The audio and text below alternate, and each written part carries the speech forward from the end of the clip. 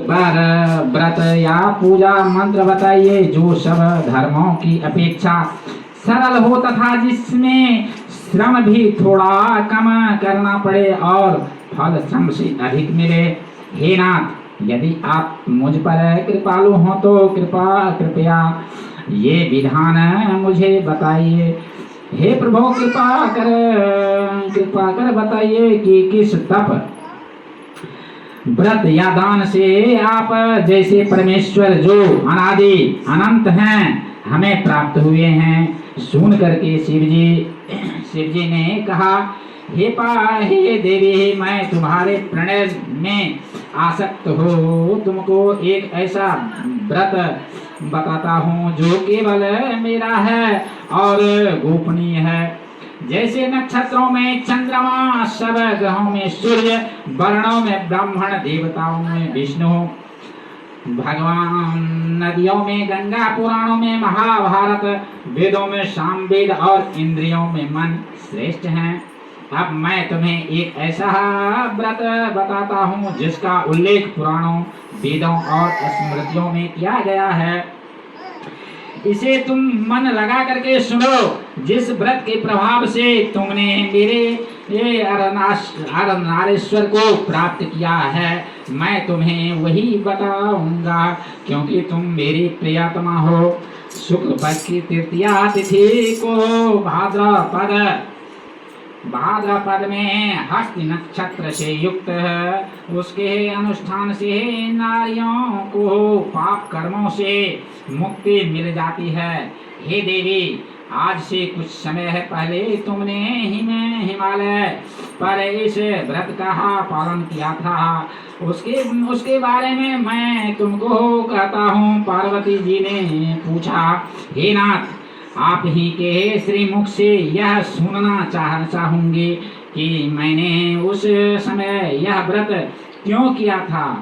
शिव जी बोले, वहाँ भारतवर्ष के उत्तर दिशा की ओर समस्त पर्वतों में श्रेष्ठ हिमवान नाम का पर्वत है। उसके आसपास विभिन्न प्रकार की भूमियां हैं। साथ ही विविध वृक्षों के आच्छादित यह भूमि, इन वृक्षों पर तरह तरह के पक्षी पशु बसेरा बनाए हुए हैं। गंधर्वादि के साथ वहां जाकर के अनेकों देवगण सिद्धि प्राप्त सायुज्य चरण और पक्षियों के समूह हमेशा प्रसन्न चित्त हो विचरण करते हैं।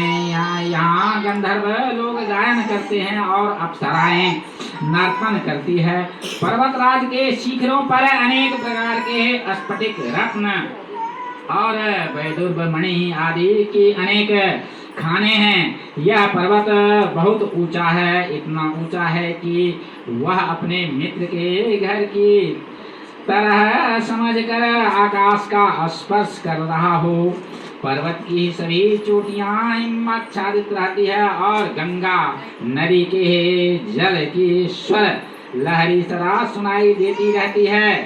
हे गिरिजे, तुमने बचपन में ऐसे ही पर्वत पर तप किया था। इस पर्वत पर तुम 12 साल तक सिर की बल टंगी रही और धुआं पी करके जीवित रही। 64 वर्ष तक मात्र पेड़ पौधों के सूखे पत्ते खा करके जीवित रही। माघ के महीने में तुम जल में बैठी रहती थी और बैसाख की चिलचिलाती दोपहरी में पंचाग्नि में तप्त रहती थी। सावन के महीने में तुम सूखे मैदान में बैठी रहते थे। एक दिन तुम्हारे पिता तुम्हारे इस तरह के कठोर को व्रत देख करके बहुत ही दुखित हुए। उन्हें बड़ी चिंता हुई कि मेरे ऐसे में मैं अपनी कन्या का हाथ किसके हाथों में दूं। तभी नारद जी आए। वास्तव में ही मुनिवर नारद जी तुम्हें देखने ही गए थे। नारद जी को देख करके हिमवान ने अर्धपाद आसन आदि देख करके उनकी वंदना की और कहा, हे स्वामी, आप यहाँ किस हेतु आए हैं? मैं धन्य हुआ, आपका आना मेरे लिए बड़ा शुभ है। नारद जी बोले, हे पर्वतराज सुने, मुझे विष्णु भगवान ने भेजा है, इसलिए आपके पास आया हूँ। आपका कर्तव्य है कि अपनी कन्या रत्न को किसी योग्य वर को सौंप दें। ब्रह्मा, विष्णु और शिव, इन तीनों में भगवान विष्णु के समान योग्य वर और कोई नहीं हो सकता है। अतः मेरी माने तो अपनी कन्या भगवान विष्णु को प्रदान कर दें। पर्वतराज बोले, भगवान विष्णु ने स्वयं ही मेरी कन्या को ग्रहण करने की इच्छा व्यक्त की है और आप यह संदेश लेकर के आए हैं तो मैं अवश्य उन्हें अपनी कन्या दूंगा। पर्वतराज के ये वचन सुन करके नारद जी तुरंत आकाश में विलीन हो गए। वे भगवान विष्णु के पास पहुंचे तो पीत वस्त्रधारी तथा शुक्ल शंख चक्र धारण गदा से विभूषित थे। वहां पहुंच करके नारद जी ने करबद्ध हो भगवान विष्णु से कहा, हे देव सुनिए, मैंने आपका विवाह पक्का कर दिया है। उधर हिमवान पार्वती जी के सम्मुख आ बोले, हे पुत्री, मैंने तुम्हें विष्णु भगवान को समर्पित कर दिया है। ऐसे में पिता के वचन श्रवण कर तुमने कोई भी उत्तर नहीं दिया और अपनी सखी के पास चली गई। फिर भूमि पर गिर करके तुम दुखात्र हो रोने बिलखने लगी। तुम्हें इस प्रकार की क्रिया करते देख करके एक सखी निकट आकर के बोली, हे देवी, तुम्हें इतना दुख किस कारण है? मैंने तुम्हारी प्रत्येक इच्छा यथाशक्ति पूरी करने की चेष्टा करूंगी, इसमें तनिक भी संशय नहीं है। पार्वती ने कहा, मेरी इच्छा कृपया मन लगा करके सुनो। मैं केवल शिव जी को ही अपने पति के रूप में देखने की इच्छा करती हूँ। मेरा यह वचन स्निग्ध है। मेरे इस विचार को मेरे पिता ने मानने से इनकार कर दिया है। अतः मैं अपनी देह का त्याग करने की इच्छा करती हूँ। पार्वती के दुख भरे वचन सुन करके उनकी सखियों ने कहा, आप देह त्याग न करें, अपितु किसी ऐसे वन में प्रस्थान करें जिसके विषय में आपके पिता अनभिज्ञ रहे। सखियों की वचन सुन तुमने ऐसे ही वन में चले गए। दूसरी ओर तुम्हारे दुखी पिता तुम्हें प्रत्येक गृह में ढूंढने लगे। दूतों द्वारा इस बात की खोज खबर ली कि किसी देवता, दानव अथवा किन्नर ने मेरी पुत्री का हरण किया है। तब उन्होंने स्वागत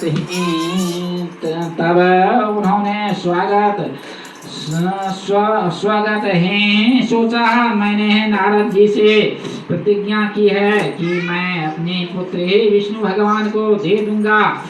ऐसा चिंतन करते करते हिमवान को मूर्छा आ गई। गिरिराज को इस अवस्था को देख करके सब लोग चित्कार करने लगे। तब उन्होंने चेतना आई तो तभी लोग पूछने लगे कि हे गिरिराज, आप क्यों मूर्छित हुए हैं? कृपया कारण बताइए। हिमवान बोले, आप लोग मेरे दुख का कारण नहीं जानो तो अच्छा है। पता नहीं किसने मेरी प्रिय पुत्री का अपहरण कर लिया है।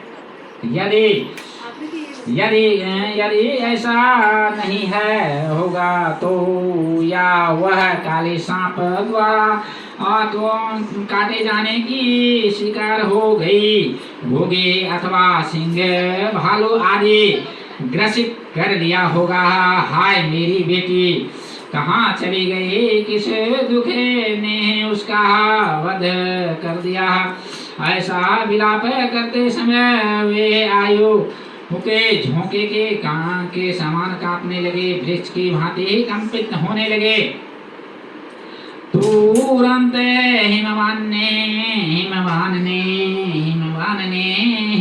ने तुम्हें प्रत्येक वन में खोजा। वन में भी सिंह, भालू आदि भयावह जानवर का बोलबाला था। तुम वन में विचरण करती हुई अपनी सखी के साथ ऐसे वन में पहुंची जहाँ नदी प्रवाहित हो रही थी। उस नदी के सुंदर तट पर एक कंदर थी। तुमने उसी कंदरा में अपना आश्रम स्थापित कर लिया। फिर एक बालू का प्रतिमा निर्मित कर अपनी सखी सहित बिना आहार किए मेरी आराधना में लीन हो गई और भाद्रपद शुक्ल पक्ष निमित्त कर अपनी सखी सहित बिना आहार किए मेरी आराधना में लीन हो गई। और तृतीया तिथि में शुभ अवसर पर तुमने मेरा स्वविधि पूजन किया और रात्रि में जागरण कर गीत वाद्यादि से मुझे प्रसन्न किया। उसी व्रत के करने से फलस्वरूप मेरा आसन डोल गया और कारण बस मैं उसी क्षण उस स्थान पर पहुंच गया जहां तुम अपनी सखी के साथ निवास कर रही थी। वहां जाकर के मैंने तुमसे कहा, हे देवी, मैं तुमसे बहुत प्रसन्न हूँ। तुम इच्छित वस्तु मांगो। तुमने कहा, मेरे देवता, यदि आप मुझ पर प्रसन्न हो, अनुग्रह करना चाहते हो तो मुझे पति के रूप में प्राप्त हो। मैंने तथास्तु कहा और कैलाश पर्वत पर लौटने पर प्रातः तुमने वह प्रतिमा नदी में बहा दी। फिर तुमने अपनी उस सखी के साथ उस महाव्रत का पारण भी किया। उसी समय हिमवान भी तुम्हारे आश्रम के निकट आए, भूमि पर गिर गए। तुम क्षणोपरांत नदी तट पर उन्हें दो कन्याओं के दर्शन हुए। उन्होंने तुरंत तुम्हें अपनी छाती से लगा लिया और विलाप करने लगे।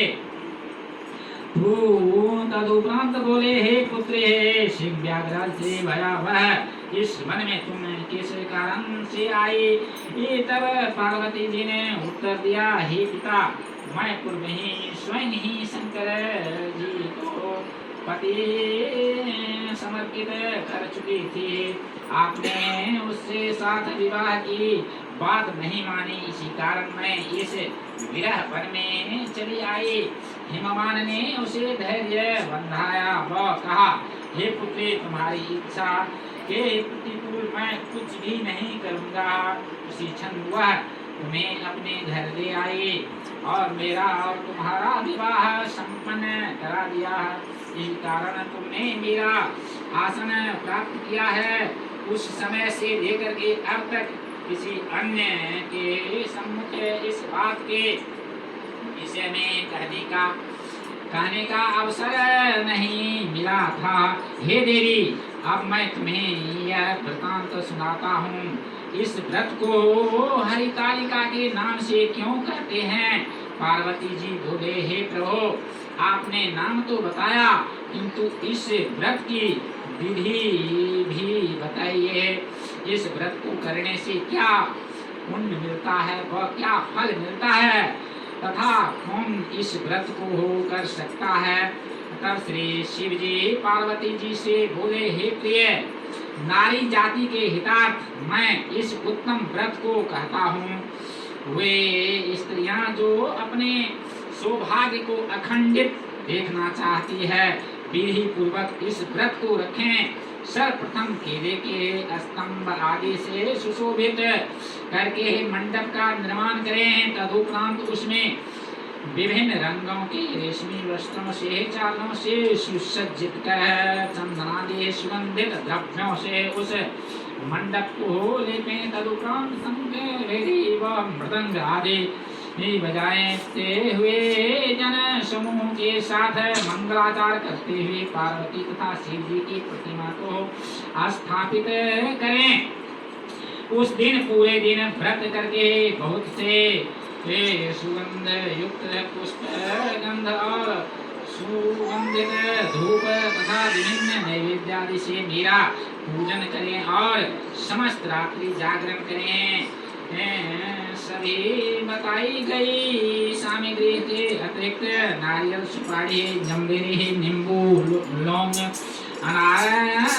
नारंगी आदि जो भी फल उपलब्ध हो एकत्रित कर लें। उस ऋतु में जो भी फल फूल उपलब्ध हो उन्हें खास तौर से ये रखें। तदुपरांत धूप दीप आदि से सुसज्जित निम्न मंत्रों द्वारा उच्चारण करके आराधना करें। तदुपरांत शिवाय शिव रूपिण्ये यहाँ से लेकर के प्रसन्ना भव पार्वती तक मंत्रों को उच्चारित करके वंदन करें। इसका अर्थ है, हे शिवे शिव रूपिणी मंगले सब संपदाओं की दात्री देवी, हे शिव रूपे आपको नमस्कार है।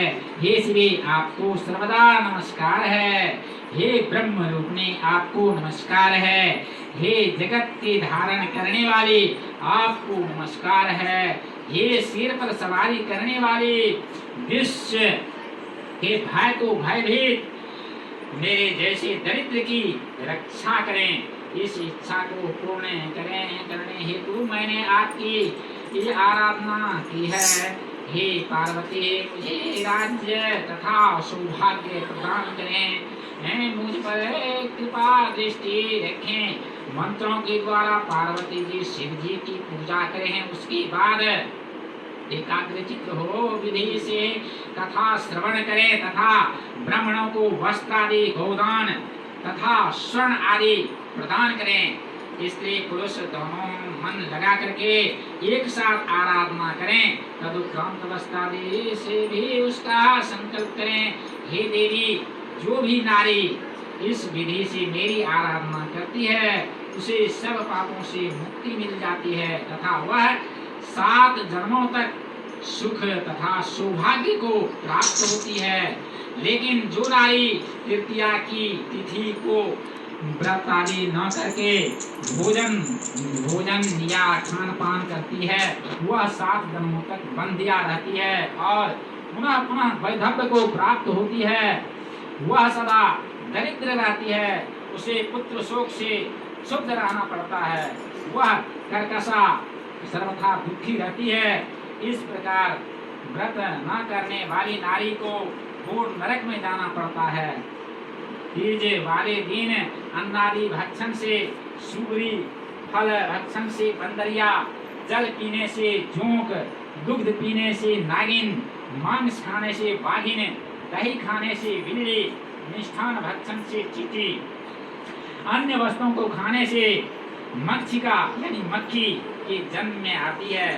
यदि उस व्रत वाले दिन वह सोती है तो अजगरी तथा पति को छलने से मुर्गी बनती है। अतः प्रत्येक स्त्री को नियम पूर्वक व्रत करना चाहिए। व्रत के दूसरे दिन सवेरे स्वर्ण, चांदी, तांबा अथवा बांस के पात्र में अन्न भरकर ब्राह्मणों को दान दे दें तथा पारण आदि करें। इस प्रकार व्रत वाली नारी को मेरे यानी शिव जी के समान पति की प्राप्ति होती है और मरणासन अवस्था में उसका रूप तुम्हारे सदृश हो जाती है। इस व्रत को करने से वह समस्त सांसारिक भोगों तथा सायुज्य मुक्ति की भागी होती है। इस हरितालिका की कथा भाग के श्रवण से प्रत्येक प्राणी को 1 सहस्त्र अश्वमेध और सैकड़ों वाजपेय यज्ञ करने की पुण्य फल मिलता है। हे देवी मैंने तुम्हें जिस व्रत का विधान बताया है वह सब व्रतों में अत्युत्तम है, यह संशयहीन है। प्रेम से बोल दे सांब शिवाय नमः।